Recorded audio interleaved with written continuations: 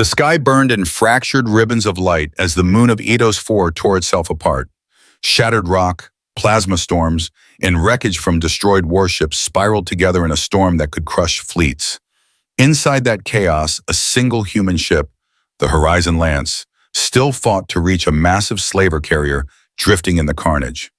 Captain Jax Hunter gritted his teeth, wrestling with failing controls. Warning sirens screamed through the cockpit. His right arm bled freely from shrapnel, but his grip didn't waver. He'd seen too many children stolen in this war, too many silenced transmissions begging for rescue. The command orders had been clear. Stand down, pull back. He ignored them. The carrier loomed before him, black hull cracked open, atmosphere venting like bleeding light. The Federation patrols were gone. No one else was coming. Only him. "Manual override," Jax barked, voice hoarse from smoke. The ship obeyed, diving through debris that would have shredded any sane pilot. The glass canopy glowed white-hot from friction. Alarms howled. He cut the engines, letting gravity and madness do the work. The Lance slammed into the slaver hangar, metal shrieking. He was out of the seat before the systems finished dying. Helmet on, rifle charged, oxygen at 42%. The floor was littered with bodies, some slavers, some children, small enough to fit in cargo bins. His throat tightened. He had to move. He pushed deeper into the corridors. The air shimmered with radiation and coolant. Somewhere behind the walls, faint sobs echoed. He followed them through collapsing bulkheads and fire-streaked hallways until he reached a chamber lined with containment pods. Dozens of alien children floated inside, their fragile forms suspended in green fluid. Monitors blinked warnings in alien script. Life support failing. One by one, their heart lights flickered out. Jack smashed open the first pod, dragging out a limp, blue-skinned Puer, no pulse. Second pod, same. Third, same. He kept going until he found movement, a faint shimmer of silver light beneath cracked glass. Inside was a small girl, maybe 5 years old, violet skin scorched by radiation, her silver eyes flickering weakly. Her pulse was thin, but there, her chest barely moved. "Hang on, little one," Jax muttered, prying the pod open with his rifle stock. The fluid spilled over his gloves like liquid frost. She made a tiny sound, half gasp, half hum. He cradled her carefully, wrapping her in his flight jacket. Her skin felt cold, almost weightless. Glowing symbols shifted faintly along her neck, some kind of genetic coding language. The girl looked up at him with eyes that seemed to remember something ancient. "Hey, stay with me," he whispered, running with her through the burning corridor. Every step sent pain lancing up his wounded leg. Behind him, the ship's core screamed through metal and flame. The reactor was going critical. He didn't care. He reached the central bridge where an emergency evacuation map still flickered. One dock shuttle, one working escape seat. Jack stared at it, jaw clenched. The math was simple. One seat, one survivor. But behind him, hundreds of pods burned, silent and still. The little girl stirred, her voice trembling in alien syllables that sounded like music. "Lire, Fennery." He didn't understand, but the tone made his chest ache. She reached up and touched his cheek with trembling fingers that glowed faintly. Her eyes pleaded, but not for herself. He saw it. The other pods, the other children. "I can't save them all," he said, his voice breaking. "I can't." The ship groaned, metal twisting. The blast doors started to close. He ran, lungs burning, boots sliding on coolant. The child whimpered once, the sound cutting straight through the storm of alarms. He leapt through the last door as it sealed, the edge searing his shoulder. The shuttle bay was already collapsing, flames consuming oxygen in waves. The escape pod waited, a scorched shell with one seat. Jax hesitated for a fraction of a heartbeat.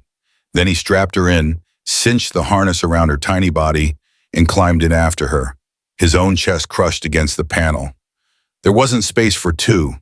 The systems protested. He slammed the manual launch. "Override!" The engines roared. The pod tore free, hurling into space seconds before the slaver carrier erupted in a white nova. The explosion rippled through the debris field like a dying god's scream. The blast wave flipped the pod end over end. The child cried out once, clutching his jacket with desperate strength. Jax gripped the controls, forcing the pod upright. The instruments blinked chaos, temperature rising, thrusters failing. He used his own body to shield her from the shrapnel. The impact alarms wailed, then silence.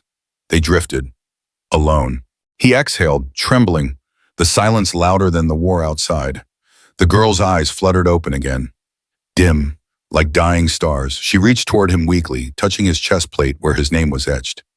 Hunter, she whispered, mangling the human word. Then her eyes closed. He thought she'd died. Panic surged.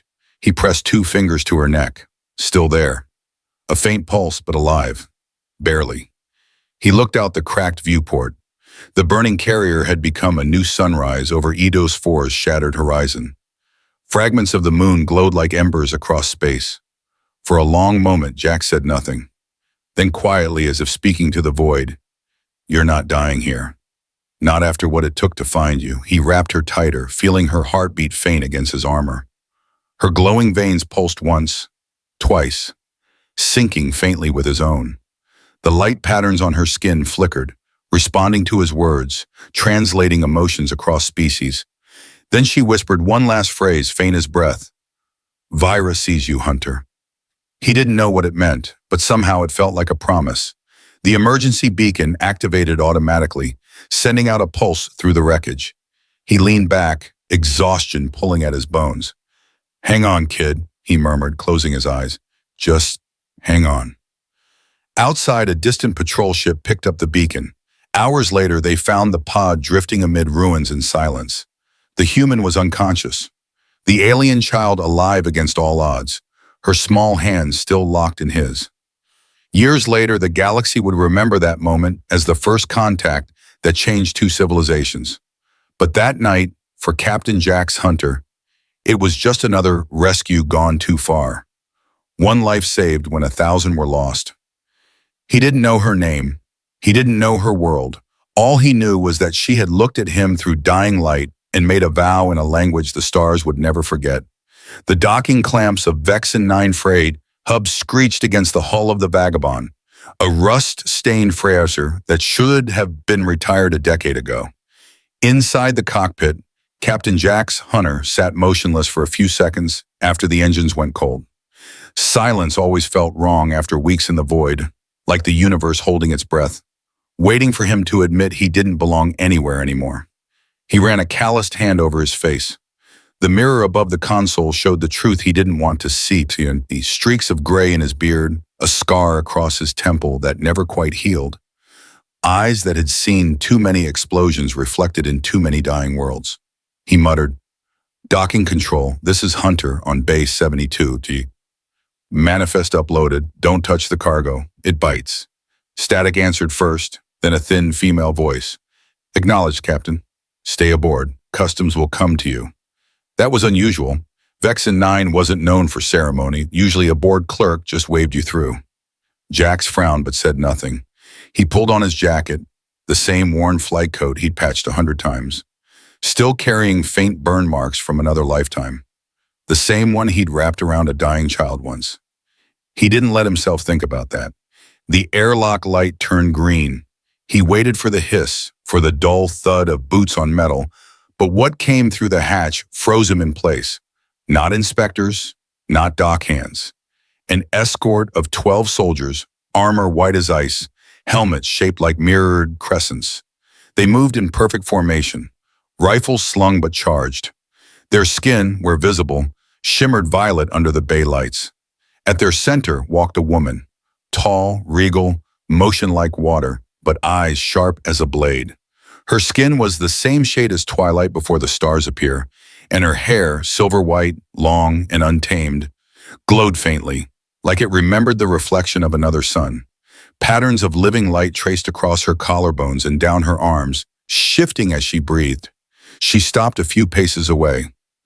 Every soldier behind her knelt as one. The silence stretched, dense, electric. Jax's first thought was royalty. His second was trouble. He straightened slowly. "I think you've got the wrong cargo pilot." Her lips curved. Not a smile exactly, but something gentler and infinitely more dangerous. No, she said, her accent a melody wrapped in steel. I have the right one. Her gaze locked on his chest to the old jacket hanging loose across his shoulders. That coat. You wrapped me in that when I was dying. Jax's mouth went dry. He blinked once, twice, then whispered, No way. She stepped closer, the faint scent of cedar and rain filling the air. I am Lyrian of House Vira, last daughter of the Alara. 20 years ago, you carried me from the fire of the slaver moons. You gave me life when the stars had already taken it. Her silver eyes burned bright. I have come to return what is owed. The words hit him harder than any plasma blast. He tried to laugh, but it came out rough. I don't take payment for doing what's right. Her expression didn't change. Among my people, the debt of life cannot be repaid with words. It is bound by the Varic oath. My life belongs to you, and so does my future. He took a step back, palms raised. Whoa, hold up. You mean marriage, she said simply. He stared at her. Lady, I haven't had breakfast yet. Let's start small. One of the guards shifted, offended. Lyrian lifted a hand and they froze instantly. Her focus never left him. You misunderstand. This isn't sentiment, it is law. A life saved must be joined with its savior, or it is considered incomplete. You are my bond, she exhaled, somewhere between disbelief and awe. The child he'd carried through fire had become this, a warrior wrapped in light and command. But beneath the regal voice, he caught a trace of something else. Familiarity, softness, maybe even fear. He said quietly, You grew up. Lyrian's expression softened, the steel in her posture easing. You promised my life would mean something. He flinched. I did? You did. And it has. She looked past him, at the stars through the viewport. But my uncle, Lord Cathar, now sits on the throne built on my parents' ashes. He hunts me. I can't fight him alone. The council would never believe me without the human who once defied their warships to save one dying child. Jax ran a hand through his hair. You think bringing me into alien politics is a good idea? Lady, I fix ships with duct tape and curse words. I'm not your hero anymore. You were never mine, she said softly. You were humanity's. Before he could answer, the station lights flickered. A heartbeat later, the alarm howled. A red warning banner scrolled across the hangar display. Incoming vessels. Unregistered signatures. Hostile. Lyrian's head snapped up. Cathar's hunters. They found me, Jax swore, sprinting for the control panel. You brought a war to my ship? Not war. Consequence. The outer doors exploded inward before he could reply. 3 black armored attackers stormed through the smoke, their plasma lances cutting bright scars into the deck. The white armored guards moved instantly, forming a living shield around Lyrian. Jax didn't think. He grabbed the emergency lever, slamming it down. The vagabond systems came alive with a roar. Everyone aboard now! Lyrian moved like lightning, her hands glowing. She lifted one, and a wall of blue energy bloomed across the bay, catching a plasma bolt midair and scattering it like sparks. The wave of force rippled back, hurling an attacker into the wall. Her guards surged forward, weapons flashing in synchronized arcs. Jax had seen elite soldiers before, but nothing like this. Their movements were more like a single organism than individuals. Still, the enemy kept coming. He shouted over the chaos, Princess, or whatever you are, you're about to lose your ride if you don't move. Lyrian turned to him, her expression calm even as energy burned around them. Then we moved together. She leapt into the freighter first, cloak whipping behind her like a comet trail. Jax sealed the hatch as soon as the last guard tumbled inside. Outside, another explosion shook the bay. Strap in, he barked, throwing himself into the pilot's seat. The freighter's ancient engines coughed like dying beasts, then screamed to life. Hold on to something that won't break. Lyrian took the co-pilot's chair without hesitation. Her hands danced over the auxiliary controls as if she'd been born on human tech. Their ships are locking weapons. I noticed. Jax twisted the throttle, kicking the vagabond free from the docking arms. The station spun away as 3 sleek black interceptors appeared, engines blazing violet. Those are Alaran interceptors, Lyrian said, her tone grim. Faster, stronger, yeah? Jax grinned in despite himself. But they've never been flown by a stupid human. The vagabond rolled hard, diving into the debris belt orbiting Vexen 9. Plasma fire streaked past, close enough to light up the cockpit. One shot grazed the hull, rattling every bolt loose. Lyrian grabbed the rail, steady but unafraid.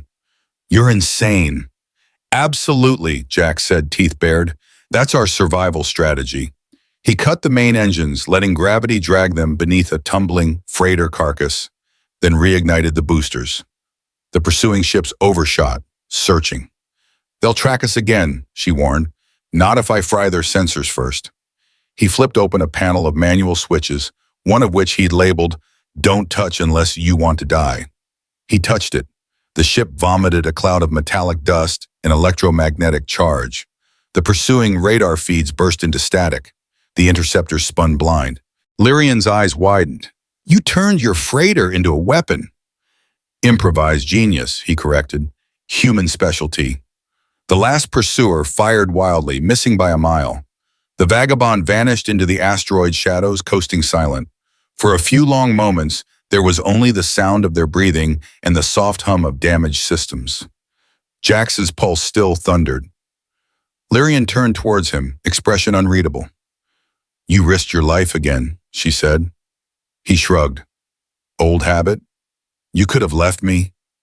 "I don't leave people," he replied quietly. "Not twice, almost." Something flickered in her eyes, not command now, but emotion. "Then we're bound already, human."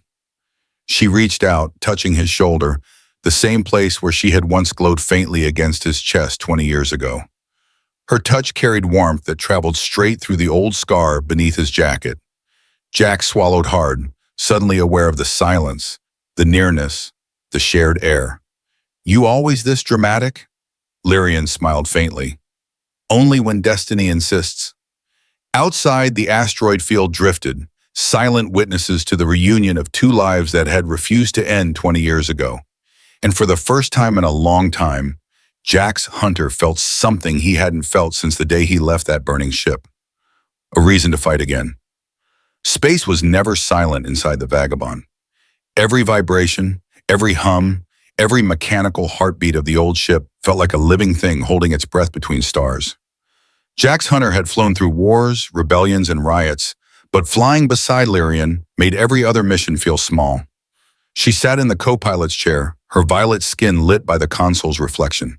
Faint bioluminescent threads pulsed under her skin, beating in rhythm with the ship's core. The cabin smelled faintly of ozone and cedar, the scent that always clung to her. "Trajectory steady," she said, her voice calm but carrying something fragile beneath it. "We'll reach the neutral belt in 6 hours if your engines don't explode first." "They won't," Jax muttered, half lying. "They only explode when someone calls them junk." "Then I will remain silent," she replied, almost smiling. He caught the curve of her lips in the dim light. "Did you just joke?" "I've learned that humans respond better to humor than threats," she said, tilting her head. "It's inefficient, but charming." He snorted. "Welcome to humanity." The smile vanished when warning lights blinked crimson. Contact.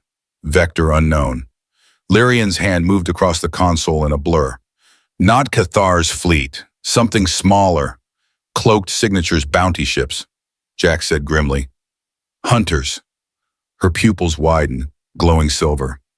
"He's paying humans to catch me now." "No," Jax corrected, flipping switches. "He's paying humans to die trying." The vagabond twisted sharply as plasma streaked across the void. The hull screamed. Jax dived through a meteor cluster, dodging fragments of stone the size of cities. Lyrian's voice was steady beside him, calling out readings, anticipating each move before the sensors did. Her telepathy touched his mind faintly. Not invasive, just a whisper of thought. Left thruster pulse now. He obeyed without thinking. The ship slid between two collapsing rocks like a needle through thread. Behind them, one of the hunters crashed and vanished in a burst of flame.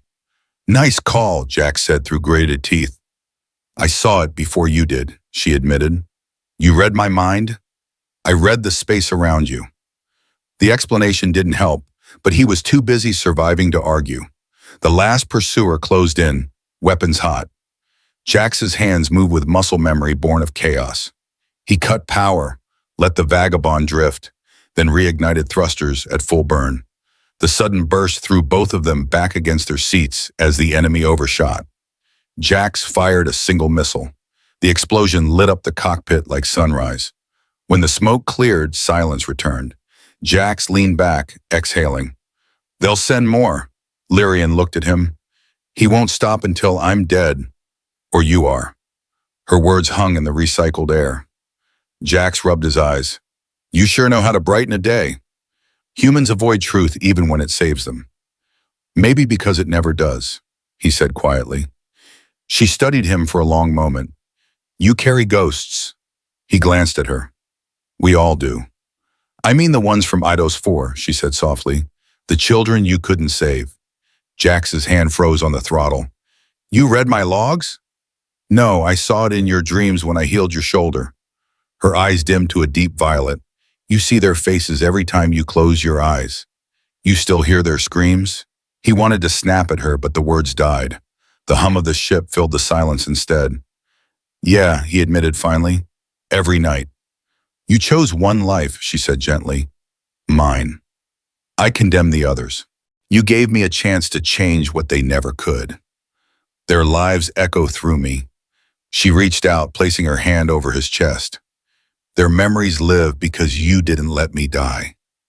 Her fingers were warm, pulsing faint light through his jacket. The contact made his heart stutter. "You think saving one life redeems me?" he whispered. "No," she said, "but it begins to." They sat in silence as the ship drifted through the empty belt, the stars like scattered embers. Jax didn't move, afraid the moment would vanish if he did. Then her breathing changed, sharp, alert. Movement, starboard side. He turned just in time to see 3 black ships dropping out of cloak. No insignia, sleek and angular. "Cathar's assassins," she hissed. "They'll board." "Over my dead!" The first impact shook the hull. Alarms blared. Boarding clamps locked. Jax cursed, grabbed his sidearm, and shoved open the hatch. The corridor filled with smoke and light as armored figures cut through the hull with plasma saws. The door fell inward. Jax opened fire. The recoil numbed his arm, but he kept shooting. One fell. Another rushed him. Lyrian stepped forward, her eyes blazing, her hands ignited in silver fire. Energy leapt from her palms, hurling the attacker backward. He hit the wall and didn't rise. Another came from behind. She moved faster than thought, a blur of violet light. The sound of cracking armor filled the corridor. Jax turned as one of the assassins fired a bolt straight at him. Lyrian threw herself in the way, deflecting it with her bare hand. The blast grazed her side. She didn't flinch. "Are you crazy?" Jax shouted, dragging her behind a bulkhead. She met his eyes, blood glowing faintly against her skin. "Your life is mine to protect." "That's not how this works," she smiled weakly. "Then teach me how it does." The next intruder dropped through the smoke. Jax caught him with a wrench to the helmet, driving him into the deck. The air smelled like burning metal and blood. When the last body fell, the only sound was their ragged breathing and the ship's dying alarms. Jax leaned against the wall. "We can't keep doing this." "Yes," she said, "we can." "Because you already did once," he looked at her wound. Small, glowing, but deep. "You need a medic." "I need you," she said simply. The words froze him. Before he could speak, she reached up, pressing her palm to his temple. A rush of warmth flooded through him. Not pain, not exactly, but connection. Her mind brushed his. Images, sounds, feelings. The burning ship, the dying children. His hands covered in ash. Then her memories poured in.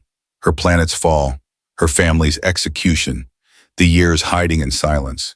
He gasped, knees almost buckling. What is this?"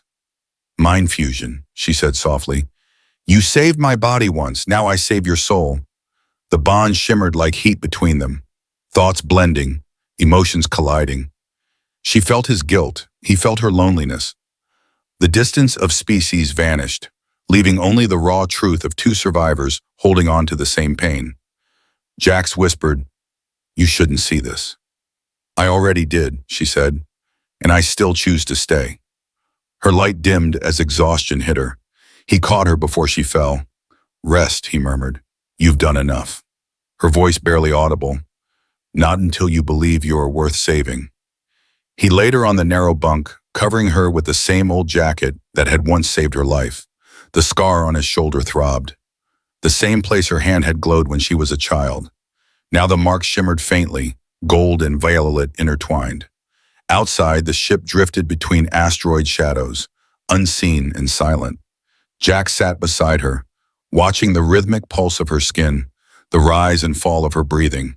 She had said their lives were bound. He'd laughed. Now, watching her sleep with that same faint glow that had once lit a burning ship, he wasn't laughing. He whispered more to himself than to her.